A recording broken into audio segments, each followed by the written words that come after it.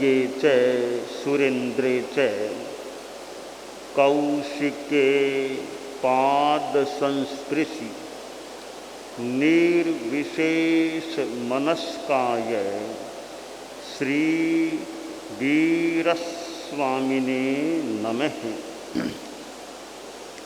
भगवती सूत्र के 8वें शतक में कहा गया है, समूहन्नम भन्ते पडुच्च कति पडिणीया पन्नत्ता गोयमा तओ पडिणीया पन्नत्ता तंजहा कुल पडिणीए गण पडिणीए संघ पडिणीए अनुकंपम पडुच्च कति पडिणीया पन्नत्ता गोयमा तओ पडिणीया पन्नत्ता तंजहा तवस्सी पडिणीए गिलान पडिणीए सेह पडिणीए। प्रत्यनीक अनेक रूपों में आदमी हो सकता है। संगठन के लिए भी कोई आदमी प्रतिकूल आचरण करने वाला बन सकता है। कुल गण संघ ये सब समूह हैं। साधु समुदाय में कुल गण के रूप में और संघ के रूप में व्यवस्था रही है। वर्तमान में हम भले एकाकार मान लें, गण कह दें, उसी को संघ कह दें, तो यह एक संगठन होता है। और संगठन के प्रति जो वफादार नहीं हो, उल्टा प्रतिकूल आचरण करे, संगठन में विघटन करने का प्रयास करे कि हम कुछ लोग मिलकर के संगठन को तोड़ने का प्रयास करेंगे, तोड़ेंगे, तो संगठन की अखंडता में बाधा डालने का प्रयास जो करता है, दुर्नीति से, बदभावना से, वह संगठन का प्रत्यनीक हो जाता है। संगठन का प्रतिकूल व्यवहार करने वाला या संगठन का दुश्मन बन जाता है। तो यह संगठन के प्रति दुर्नीति रखने से जो भाव पैदा होकर उभर आता है और आदमी फालतू संगठन की निंदा करता है, अयथार्थ संगठन की बुराई करता रहता है और संगठन को तोड़ने का सपना लेता है, तोड़ने की चेष्टा करता है, वह व्यक्ति एक प्रकार से संगठन का दुश्मन बन जाता है, प्रत्यनीक बन जाता है। और ऐसा आचरण करना उसकी आत्मा के लिए भी अहितकर हो सकता है और व्यवहार में भी उसके लिए अहितकर हो सकता है कि कई बार वो चेष्टा तो करता है कि मैं पहाड़ को तोड़ दूंगा, माथे से पहाड़ के लगाता है तो पहाड़ तो टूटे न टूटे, कहीं माथा फूट जाए तो उल्टा खुद का नुकसान हो गया। तो आदमी के संगठन को खंडित करने की चेष्टा करे, खुद खंडित हो जाए तो भगवती सूत्र में बताया गया है कि ये समूह के संदर्भ में प्रत्यनीक होते हैं। कुल प्रत्यनीक, गण प्रत्यनीक और संघ प्रत्यनीक। तो हमें अपनी दुर्नीति के आधार पर कभी भी संगठन का अहित करने का प्रयास नहीं करना चाहिए। जितना हो सके संगठन को सहयोग दें, संगठन को पुष्ट करने में योगदान दें, संगठन की एकता और अखंडता को अक्षुण्ण रखने में अपनी सहभागिता दर्ज कराएं, अपनी सेवा दें और जितनी संभव हो सके संगठन की सेवा करने का प्रयास करें। संगठन को और ज़्यादा मजबूती देने में और विकसित करने में अपनी सेवा दें। यह तो संगठन के प्रति अनुकूलता की बात हो जाती है और संघ को तोड़ने का प्रयास करना दुर्नीति से यह है संघ प्रत्यनीकता की बात हो जाती है। आगे भगवती सूत्र में कहा गया है कि अनुकंपा जो अनुकंपनीय है, जो सेव्य हैं, उनके संदर्भ में भी प्रत्यनीकता हो सकती है। 3 प्रकार के, जैसे साधु समुदाय है, साधु समुदाय में कोई तपस्वी साधु है या ग्लान बीमार रोगी साधु है या शैक्ष नवदीक्षित है, ये तीनों एक प्रकार से सेवा लेने के अधिकारी होते हैं, ये अनुकंपनीय होते हैं। कोई वृद्ध है या बीमार है या तपस्वी, ग्लान और शैक्ष, ये 3 बताए गए हैं। और ग्लान है वो बीमार भी हो सकता है या बुढ़ापे के कारण भी कोई असमर्थ हो जाए, वो भी एक प्रकार से वो ग्लान की कोटि में लिया गया है। और शैक्ष जो नया साधु है, नवदीक्षित हुआ है, वो पूरा जानता नहीं कैसे क्या काम करना, तो ये तीनों ही अनुकंपनीय होते हैं, सेवा लेने के अधिकारी होते हैं। तो ये जो 3 हैं, इनकी सेवा न करे, जिसका जिम्मा तो है सेवा करने का। कोई साधु तपस्या कर रहा है, मास खमन 34-35 तपस्या कर रहा है, तो वो तो ज़्यादा गोचरी पानी जा सके इतनी क्षमता मान लो न रहे, और भी कुछ उसको सहयोग चाहिए। और सहयोग देने का जिसका जिम्मा है वो उसकी उपेक्षा कर दे कि कोई खास बात सेवा नहीं करता है, तो वह प्रत्यनीक हो जाता है। और सेवा कराने का जिम्मा है, सेवा कराए नहीं, उसमें उपेक्षा कर दे, तो वो भी एक प्रकार से प्रत्यनीक हो जाता है। तो सेवा न करना और न करवाना, इन दोनों रूपों में साधु तपस्वी प्रत्यनीक बन सकता है, ग्लान प्रत्यनीक बन सकता है, शैक्ष प्रत्यनीक बन सकता है। तो संगठन में सेवा का भी अपना महत्वपूर्ण स्थान होता है कि संगठन के सदस्यों को ज़रूरत पड़ने पर सेवा मिल जाए या सेवा मिलने की आशा हो, आश्वासन हो, तो संगठन की मजबूती में यह सहयोग मिलता है।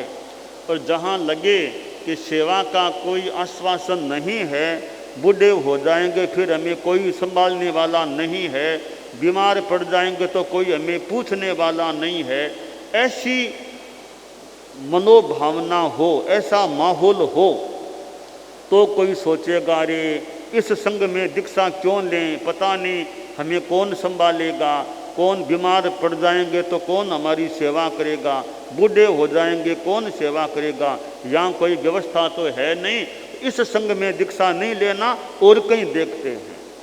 तो सेवा की व्यवस्था न होने से संगठन में फिर विकास वृद्धि होने में भी बाधा आ सकती है। इसलिए सेवा अच्छी होनी चाहिए, करने वाले करें, कराने वाले कराएं, दोनों ही काम है। सेवा करना भी महत्वपूर्ण है तो सेवा करने की व्यवस्था देना भी महत्वपूर्ण है। तो दोनों को अपने अपने कर्तव्यों के प्रति जागरूक रहना चाहिए। कोई तपस्या करने वाला तपस्वी साधु है, भी तपस्या में रुचि है, अच्छा है, करो, तुम्हारी अनुकूलता हो तो करो तपस्या, हम तुम्हारा सहयोग करने को तैयार हैं। वो 15 करे, 17 करे, 20 करे, मास कमन करे, और भी ज़्यादा कोई कर ले, तो उसको यह आश्वासन मिल जाए कि हमसे जितना संभव होगा हम तुम्हारा सहयोग कर सकेंगे, तुम आगे बढ़ो, आगे बढ़ो, हमारा पूरा सपोर्ट है, तुम्हें कोई चिंता की ज़रूरत नहीं, जितना हमसे हो सकेगा हम उसमें कमी नहीं रखेंगे, यह हमारी भावना है।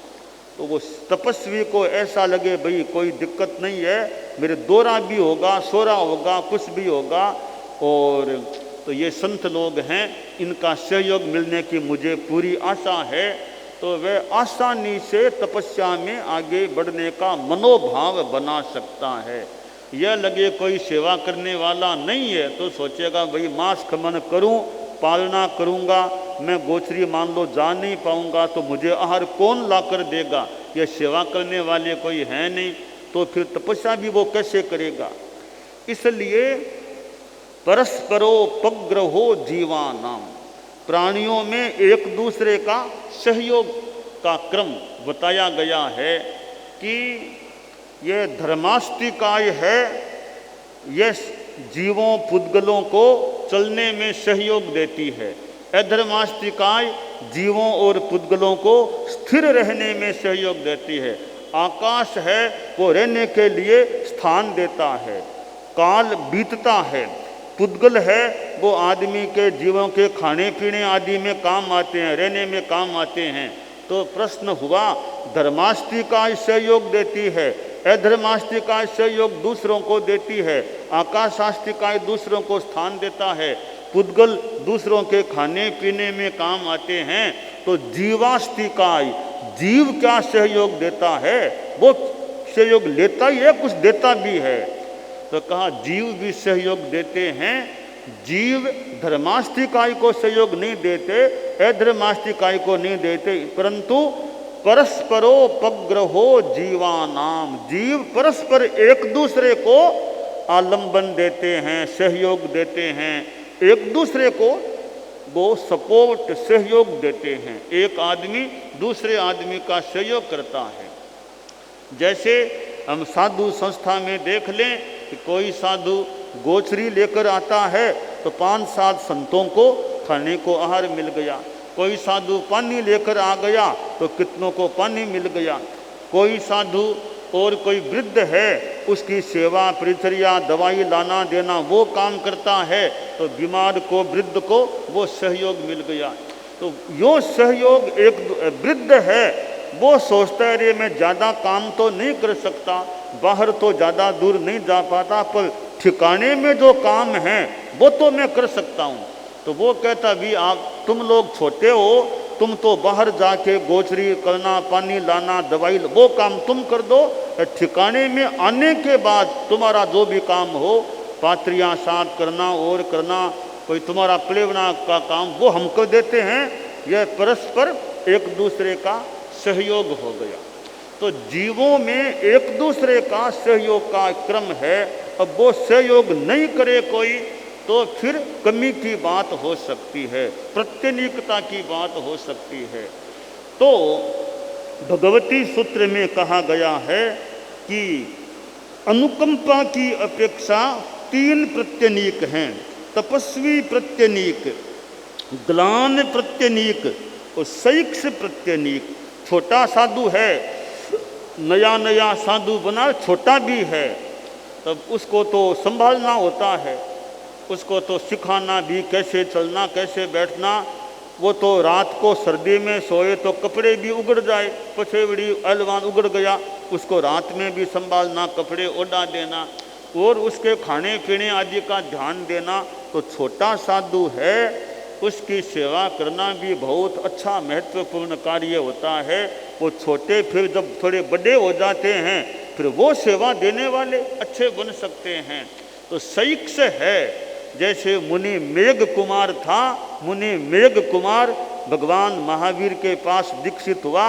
पहली रात साधु जीवन की मानो पहली रात, परंतु आसाधना तो न हो, समय समय की व्यवस्था होगी। एक रात में ऐसा उसके साथ हुआ, वो तो घर जाने को तैयार हो गया। छोटा नया साधु था, रात को आसाधना न हो, कोई संभाल व्यवस्था कोई अच्छी नहीं मिली, क्या हुआ, साधु लोग जाते आते पैरों से उसके लग जाती, कोई रास्ते में जगह मिली होगी सोने की, बार बार संतों के पैरों से मानो चिंथिसता गया होगा, लगती रही होगी। तो सोचा रे मैं कहाँ आ गया, ऐसे नींद नहीं ले पाता मैं, यहाँ तो मैं तो घर में ही ठीक था, यहाँ कहाँ आ गया मैं। सुबह जाऊँगा, भगवान महावीर को ये धर्मोपकरण जो भी सौंप सुपा के अपना मेल घर जाना है, नहीं रहना मुझे यहाँ, जहाँ रात को नींद भी आराम से नहीं ले सकता आदमी, यहाँ क्या रहना है। मन में आ गया अब चलना, वापस गृहवास में जाना है। भगवान महावीर के पास आ भी गया तो भगवान तो भगवान थे, कारे मेघ इतना कमज़ोर हो गया है, एक रात की तकलीफ से कमज़ोर हो गया। याद करो अपने पिछले हाथी के जन्म को, तुमने कितना सहन किया था। एक खरगोश की दया रखने के लिए खुद ने कितनी तकलीफ भोग ली थी। पैर को तुमने ऊंचा रखा था, कितनी देर ऊंचा रखा। बाद में जब खरगोश वहाँ से चला गया तब पैर नीचे रखने का प्रयास करना चाहा, ऐसे धमाक से गिरा, फिर बाद में प्राणांत भी हो गया। तुमने एक खरगोश की दया के लिए अपनी आत्मा को मानो पाप से बचाने जो भी के लिए कितना सहन किया। अब तब तो तुम पशु थे, अब तो इंसान हो, उसमें भी साधु हो। इतने एक रात की थोड़ी तकलीफ हुई, तुम घर जाने का मन बनाने वाले बन गए। अब वो पिछला जन्म याद आया, अरे मैं कितना सहन करने वाला था। बोला भगवान अब कहीं नहीं जाना, मुझे कहीं नहीं जाना, यहीं रहना है। मेरा शरीर दो आंखों को छोड़ के साधुओं के लिए समर्पित है, यानी सेवा के लिए समर्पित है, मुझे कहीं नहीं जाना है। तो यूँ नया साधु हो उसको भी उचित संभाल मिलने चाहिए। तब तो भगवान महावीर थे, मान लें संभाल लिया। सदा तो भगवान महावीर जैसे न भी मिले तो नए साधु को तरीके से संभालना चाहिए, ताकि उसके मन में कहीं विचलन संभाल के अभाव में न आ जाए। तो भगवती सूत्र में कहा गया सईक्ष प्रत्यनीक, कि नया सईक्ष साधु हो उसकी संभाल न की जाए, उसकी सेवा न की जाए, सेवा न कराई जाए, न की जाए, उपेक्षा हो, प्रमाद हो, तो वह सईक्ष प्रत्यनीकता हो जाती है, वह भी नहीं होनी चाहिए। तो यहाँ भगवती सूत्र से इन प्रकरणों से हमें दो प्रेरणाएं मिल सकती है। पहली प्रेरणा, हम संग के कभी दुर्नीति से विघटन करने वाले न बने, संग में भेद डालने का प्रयास कभी न करें, और संग में अच्छे ढंग से रहें। जितना बन पड़े संग की सेवा करने का प्रयास करें, न कि कोई संग में दरार डालने का प्रयास करें। एक तो संगठन की दृष्टि से हमें सावधान रहने की, ठीक रहने की प्रेरणा इस सूत्र से, भगवती के एक सूत्र से मिल सकती है। और दूसरे सूत्र से हमें सेवा की प्रेरणा मिल सकती है। हम सेवा करने में प्रमाद न करें, कोताही न बरतें। जो कर सकते हैं और करना उचित है उसको करने से कतराएं नहीं, जी न चुराएं। भी शरीर हमारा सक्षम है, इसका उपयोग करें। सेवा हमारी ड्यूटी भी है, हमारे लिए उचित भी है। तो तपस्वी साधु है, कोई बीमार है, कोई नया साधु है, उसकी हम सेवा करें। जो जिम्मा हमको मिले उसको बखूबी निभाने का, निर्वोध करने का हम प्रयास करें। तो यह सेवा की प्रेरणा भी हम भगवती के इस सूत्र से ले सकते हैं कि हम सेवा के प्रति जागरूक रहें। और परम पूज्य गुरुदेव तुलसी थे, परम पूज्य आचार्य महाप्रज्ञ जी थे, ये दोनों बालावस्था में ही दीक्षित हुए थे। दोनों ही बहुत छोटे थे। महाप्रज्ञ जी गुरुदेव तो 11वें वर्ष में थे तभी संत बन गए, और परम पूज्य गुरुदेव तुलसी 12वें वर्ष में थे तभी परम पूज्य कालूगणी के पास साधु बन गए। दोनों ही हमारे गुरुदेव कालूगणी के पास दीक्षित होने वाले थे।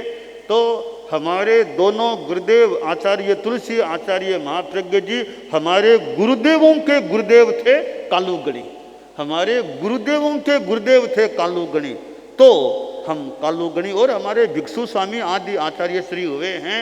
कितने कितने तो छोटी उम्र में ही साधु बन गए थे, फिर कितनी उन्होंने अपने अपने ढंग से सेवा की है। तो हमारे में भी सेवा की भावना रहे, यह काम्य है।